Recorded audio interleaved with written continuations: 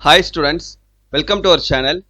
இந்த வீடியோ நம்ம என்ன பார்க்க போறோம் அப்படினா 11th standard இங்கிலீஷ்க்கு இந்த half yearly examinationக்கான last minute important questions பார்க்க போறோம். இத பார்க்கிறதுக்கு மேல நீங்க இன்னும் நம்ம சேனலை subscribe பண்ணலைனா subscribe பண்ணிட்டு மறக்காம இந்த வீடியோக்கு ஒரு லைக் பண்ணிட்டு பாருங்க. இதுல நம்ம ஃபர்ஸ்ட் பார்க்க போறது பாத்தீங்கன்னா poem உடைய appreciation and figure of speech questions. சரியா? சோ இது வந்து உங்களுக்கு part 2ல செக்ஷன் 1ல கேட்பாங்க. क्वेश्चन நம்பர் 21 ல இருந்து 26 வரைக்கும் மொத்தம் 6 क्वेश्चन கொடுத்து எனி 4 கொடுப்பாங்க. இப்போ இந்த இதுல நாம காட்டக்கூடிய இந்த क्वेश्चंस மட்டும் இந்த இம்பார்ட்டன்ட் அப்ரிசியேஷன் क्वेश्चंस மட்டும் நீங்க படிச்சிட்டீங்கன்னா கண்டிப்பா உங்களால 4 அப்ரிசியேஷன் क्वेश्चंसமே அட்டெண்ட் பண்ண முடியும். 4 × 2 8 மார்க்ஸ் வந்து நீங்க அந்த செக்ஷன்ல ஃபுல்லா கம்ப்ளீட்டா ஸ்கோர் பண்ண முடியும். இந்த நம்ம சொல்லக்கூடிய அப்ரிசியேஷன் क्वेश्चंस மட்டும் தரவா படிச்சுக்கங்க. சரியா? பட் இதுல நீங்க எந்த ஒரு क्वेश्चனையும் ஒமிட் பண்ணிடக்கூடாது. எல்லா क्वेश्चனுமே கண்டிப்பா நீங்க வந்து தரோவா படிக்கணும். அப்படி படிச்சுக்கிட்டீங்கன்னா கண்டிப்பா நம்ம ஏன்னா நான் உங்களுக்கு வந்து நிறைய ரெஃபர் பண்ணி உங்களுக்காக நம்ம வந்து செலக்டிவான क्वेश्चंஸா தான் கொடுத்துருக்கோம். ரொம்ப இம்பார்ட்டண்டா இருக்கக்கூடிய क्वेश्चंஸா. ஸோ அதனால தயவு செஞ்சு இதுல எதையும் நீங்க ஒமிட் பண்ணிடாதீங்க. அடுத்து அதுலேயே நமக்கு ஃபிகர் ஆஃப் ஸ்பீச்சும் இருக்குது. 6 போயம்க்கும் இருக்கக்கூடிய ஃபிகர் ஆஃப் ஸ்பீச் நான் உங்களுக்கு இதுல கொடுத்துருக்கேன். இப்போ ஓவராலா நம்ம பார்க்கும்போது அந்த 6 क्वेश्चंस கேட்பாங்கன்னு சொன்னோம் இல்லையா? 6 அப்ரிசியேஷன் क्वेश्चन.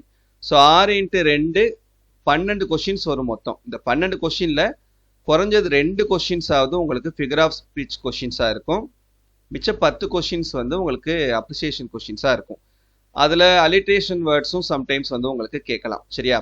ஸோ அதனால ஃபிகர் ஆஃப் ஸ்பீச் வந்து உங்களுக்கு 6 போயம்ல இருக்கக்கூடிய ஃபிகர் ஆஃப் ஸ்பீச் வந்து இது எல்லாமே இது தரவா படிச்சுக்கிட்டீங்கன்னா கண்டிப்பா இதுல இருந்து உங்களுக்கு 2 ஃபிகர் ஆஃப் ஸ்பீச் வந்துரும். அப்ப ஆட்டோமேட்டிக்கா appreciation plus figure of speech சேர்த்து 4 × 2 8 மார்க்ஸ் ஸ்கோர் பண்ணிடலாம். சரியா?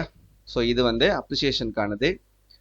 அடுத்து பார்ட் 3ல செக்ஷன் 1 போயமுடைய இஆர்சி கொஷின்ஸ் கொஸ்டின் நம்பர் 31ல இருந்து 33 வரைக்கும் மொத்தம் 3 கொஸ்டின்ஸ் கொடுத்துட்டு 2 கொஸ்டின் அட்டன் பண்ண சொல்லுவாங்க. 2 × 3 6 மார்க்ஸ் இதுல நீங்க ஸ்கோர் பண்ணணும்னு நினைச்சீங்கன்னா இப்ப நான் சொல்லக்கூடிய இந்த லைன்ஸ் மட்டும் நீங்க நல்லா பார்த்து வச்சுக்கோங்க. இந்த லைன்ஸ்க்கான போயம் அண்ட் போயட், போயமுடைய நேம் அண்டு போயட்டுடைய நேமை நல்லா நோட் பண்ணி வச்சுக்கோங்க. அதுக்கான எக்ஸ்பிளனேஷனும் ஷார்ட்டா எழுதுறதுக்கு பார்த்துக்கோங்க. ஏன்னா போயமோட நேமுக்கு 1 மார்க்கு, போயட்டுடைய நேமுக்கு 1 மார்க்கு,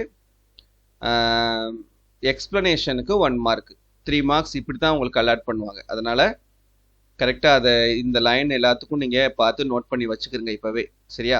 ஏன்னா இதை தாண்டி வேற உங்களுக்கு கேட்க போகிறது கிடையாது. வெறும் 17 லைன்ஸ் தான் நான் கொடுத்துருக்கேன். இந்த 17 மட்டும் நீங்கள் தரவா படிச்சுக்கிட்டீங்கன்னாவே போதுமானது. சரியா? ஓகே. அடுத்து அதே பார்ட் 3ல செக்ஷன் 2 ப்ரோஸ் கொஷின் ஆன்சர்ஸ், ப்ரோஸ்லேருந்து கேட்கக்கூடிய கொஷின் ஆன்சர்ஸ். இதுவும் உங்களுக்கு 3 கொஷின்ஸ் கொடுத்துட்டு 2 அட்டன் பண்ண சொல்லுவாங்க. 2 × 3 6 மார்க்ஸ்க்கு இருக்கக்கூடிய செக்ஷன் இது. ஸோ ப்ரோஸ்லேருந்து உங்களுக்கு கேட்பாங்க.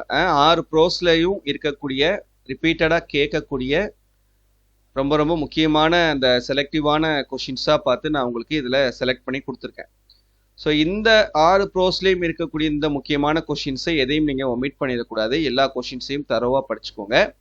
அப்படி படிச்சிட்டிங்கன்னா கண்டிப்பாக உங்களுக்கு 3 கொஷின்ஸுமே இதுல இருந்து தான் கேட்பாங்க. இந்த நம்ம கொடுத்துருக்கக்கூடிய இந்த இம்பார்ட்டன்ட் கொஷின்ஸ்லேருந்து தான் 3மே வரும். சரியா? ஸோ 6 ப்ரோஸ்மே உங்களுக்கு கலந்தான் உங்களுக்கு இதில் கொடுத்துருக்கேன். ஸோ அப்படின்றப்ப 3ல் நீங்கள் எனி 2 ஈஸியாக சூஸ் பண்ணி எழுதிடலாம். 2 × 3 6 மார்க்ஸ் வந்து நீங்கள் இந்த செக்ஷன்லையும் ஸ்கோர் பண்ணிடலாம். ஒரு கொஷின் கூட ஒமிட் பண்ணிடாதீங்க. என்ன இவ்வளோ கொஷின்ஸ் இருக்கேன்னு நினைக்க வேணாம். 64 கொஷின்ஸ் இருக்கேன்னு உங்களுக்கு ஓவராலாக பார்த்தீங்கன்னா 100 கொஷின்ஸ்க்கு மேலே இருக்கும். அந்த 100 கொஷின்ஸ் நீங்கள் படிக்கிறதுக்கு இந்த 64 கொஷின்ஸ் அப்படின்றது ரொம்ப ஒன்றும் பெரிய விஷயம் கிடையாது. அதனால இது தயவு செஞ்சு இந்த 64 கொஷின்ஸை படிச்சிருங்க. சரியா? ஓகே. அடுத்து அதே பார்ட் 3ல செக்ஷன் 3 ஸ்கில் பேஸ்டு கான்செப்ட்ஸ் மொத்தம் 4 கொடுத்து 3 எழுத சொல்லுவாங்க. இந்த 4 கொஸ்டினுக்கு உங்களுக்கு 9 கான்செப்ட் இருக்கு. இந்த 9 கான்செப்ட்ல எது வேணும்னாலும் உங்களுக்கு கேட்கலாம். சரியா? சரி, மொத்தம் 10 கான்செப்ட். ஓகே. இப்போ ஃபர்ஸ்ட் பை சார்ட், ஒரு சார்ட் கொடுத்துட்டு அவங்க 3 கொஸ்டின்ஸ் கேட்டிருப்பாங்க. இல்லைன்னா உங்களையே சொந்தமா வந்து ஒரு 3 பாயிண்ட்ஸ் உங்களுடைய ஓன் வியூவில் எழுத சொல்லியிருப்பாங்க. ஸோ அந்த மாதிரி கேட்கக்கூடியது. ரெண்டாவது டயலாக் ரைட்டிங் 3 மார்க்கில் கேட்டாங்கன்னா ஒரு 6 டைலாக்ஸ் எழுதலாம் நீங்கள். சரியா? சம்டைம்ஸ் வந்து சிச்சுவேஷன்ஸ் கொடுத்து கேட்பாங்க, சம்டைம்ஸ் வந்து சிச்சுவேஷன்ஸ் கொடுக்காம கேட்பாங்க. ஸோ அதுக்கு ஏற்ற மாதிரி நீங்கள் எழுதிக்கோங்க. அடுத்து ஸ்லோகன் ரைட்டிங் மொத்தம் 3 ப்ராடக்ட் கொடுத்துட்டு அந்த 3 ப்ராடக்ட்டுக்கும் ஸ்லோகன் எழுத சொல்லியிருப்பாங்க. அப்போ ஒவ்வொரு மார்க் அலாட் பண்ணுவாங்க. சம்டைம்ஸ் 2 ப்ராடக்ட் மட்டும் கொடுத்து கூட ஸ்லோகன்ஸ் எழுத சொல்லலாம். அந்த மாதிரி டைமில் 1.5 மார்க்ஸ் வந்து உங்களுக்கு அலாட் பண்ணிக்கிடுவாங்க. அடுத்து எக்ஸ்பேண்ட் த நியூஸ் ஹெட்லைன்ஸ். ஒரு 3 நியூஸ்னுடைய ஹெட்லைன்ஸ் மட்டும், தலைப்புச் செய்திகள் மட்டும் கொடுத்துருப்பாங்க. அதை நீங்கள் விரிவான செய்திகளாக மாற்றி எழுதணும். அதுக்குன்னு ரூல்ஸ் ரெகுலேஷன்ஸ்லாம் இருக்குது. ஸோ அதை ஃபாலோ பண்ணி பார்த்துக்கோங்க. அப்புறம் கம்ப்ளீட் த ப்ராவர்ப். ஸோ ஒரு 3 ப்ராவர்ப் கொடுத்துருப்பாங்க. ஒரே ஒரு வேர்டை மட்டும் எடுத்துட்டு அதுக்கு பதிலாக ஆப்ஷன்ஸ் கொடுத்துருப்பாங்க. ஸோ கரெக்டான ஆப்ஷனை தூக்கி கரெக்டான ப்ராவர்போட மேட்ச் பண்ணி எழுதணும். அடுத்து நோட்டீஸ் ரைட்டிங் கேட்கலாம், இமெயில் ரைட்டிங் கேட்கலாம், மெசேஜ் ரைட்டிங் கேட்கலாம். உங்களுக்கு இந்த 3ல் ஏதாவது ஒன்று. சரியா? போன வருஷம்லாம் பார்த்தீங்கன்னா இமெயிலும் கேட்டிருந்தாங்க, மெசேஜும் கேட்டிருந்தாங்க. அதுக்கப்புறம் ப்ராசஸ் டிஸ்கிரிப்ஷன். ஏதாவது ஒரு process making of tea, lemon juice, vegetable salad, இந்த மாதிரி ஏதாவது ஒரு ப்ராசஸ் வந்து உங்களுக்கு கேட்பாங்க. அப்போ ரீஅரேஞ்ச் த ஜம்பிள்டு வேர்ட்ஸ். ஒரு சென்டென்ஸில் வேர்ட்ஸை வந்து மாற்றி மாற்றி போட்டு மீனிங்கே இல்லாமல் கொடுத்துருப்பாங்க. நீங்கள் அதை வந்து கரெக்டாக அரேஞ்ச் பண்ணி மீனிங்ஃபுல்லான சென்டென்ஸாக மாற்றணும். ஸோ இந்த 10 கான்செப்டில் ஏதாவது ஒரு 4 கான்செப்ட் கேட்பாங்க. நீங்கள் 3 கான்செப்ட் எழுதணும். இது எல்லாத்தையும் ரூல்ஸை வந்து கரெக்டாக பார்த்துக்குங்க. இது எல்லாமே நம்ம சேனலில் வீடியோ போட்டிருக்கோம். Next part 4 5 mark question. 7 5 mark question கேட்பாங்க. 7 × 5 35 மார்க்ஸ். ரொம்ப முக்கியமான பார்ட் இது. First question number 41. இந்த 41ல் ப்ரோஸ் பேராகிராஃப் இருக்கும். சரியா? ப்ரோஸ் பேராகிராஃப்ன்றப்ப prose 1 the portrait of a lady, prose 2 the queen of boxing, prose 4 tight corner, அப்படி இல்லைன்னா ப்ரோஸ் 6 த ஆக்சிடென்டல் டூரிஸ்ட். இந்த 3 பேராகிராஃபில் ஏதாவது ஒரு பேராகிராஃப் ஏதாவது 3 பேராகிராஃப் படிச்சுக்கோங்க. சரியா சார்? இந்த லாஸ்ட் 2ல் ஏதாவது ஒன்று, இது 2ம் 1 2 கண்டிப்பாக படிக்கணும். 4 6ல் ஏதாவது ஒன்று அப்படி படிச்சிட்டிங்கன்னா கண்டிப்பாக ஒரு பேராகிராஃப் அட்டன் பண்ணிடலாம். அதே போல் போயமில் poem 1 once upon a time, poem 2 confessions of a பாண்ட் spectator and poem 3 lines written in early spring. இது 3 படிச்சிட்டிங்கன்னா போயம் பேராகிராஃப் 1 அட்டன் பண்ணிடலாம். அடுத்து சப்ளிமெண்ட்ரியில் question number 43. Supplementary 2 a shot in the dark, supplementary 3 the first patient, supplementary 4 with the photographer. இந்த 3 முக்கியமானது.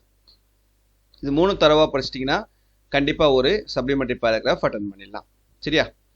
அடுத்து இதில் 44 கொஷின் வந்து உங்களுக்கு சம்மரி கேட்பாங்க, ஆர் நோட் மேக்கிங். ரெண்டுமே கேட்டிருந்தாங்கன்னா ஏதாவது ஒன்று அட்டன் பண்ணிக்கிறங்க. சம்டைம்ஸ் சம்மரி மட்டும் கேட்பாங்க. ஸோ கொஷினை நல்லா ரீட் பண்ணி பார்த்துக்கிறங்க. அது கொஷின் நம்பர் 45ல் லெட்டர் ரைட்டிங் கேட்பாங்க. ஒரு ஃபார்மல் லெட்டரும் ஒரு இன்ஃபார்மல் லெட்டரும் கேட்பாங்க. Question number 46 error spot. 5 error spot இருக்கும். அதுக்கு பதிலாக ஆப்ஷனலாக மாடல்ஸ், ப்ரிப்போஷன், ஆர்டிகல்ஸ், இதில் வந்து உங்களுக்கு லிங்கர்ஸ், இந்த கான்செப்ட்ஸ் எல்லாம் சேர்ந்து வரும். சரியா? அடுத்து லாஸ்ட் கொஸ்டின் வந்து பேசேஜ் காம்ப்ரிஹென்ஷன் உங்களுக்கு கண்டிப்பாக இருக்கும். அதுக்கு சாய்ஸாக உங்களுக்கு சிமாண்டிக் ஃபீல்டு வரலாம், ஹின்ஸ் டெவலப்மெண்ட் வரலாம், டயலாக் ரைட்டிங் வரலாம். இது மாதிரி கான்செப்ட்லாம் கேட்பாங்க. சரியா? ஸோ நம்ம என்னென்ன சொன்னோமோ அது கரெக்டான இன்ஸ்ட்ரக்ஷன்ஸை ஃபாலோ பண்ணி எக்ஸாமை நல்லபடியாக எழுதுங்க, நல்ல மார்க்ஸ் ஸ்கோர் பண்ணுங்கள். இந்த வீடியோ மறக்காமல் உங்கள் ஃப்ரெண்ட்ஸ்க்கும் ஷேர் பண்ணுங்கள். தேங்க்யூ.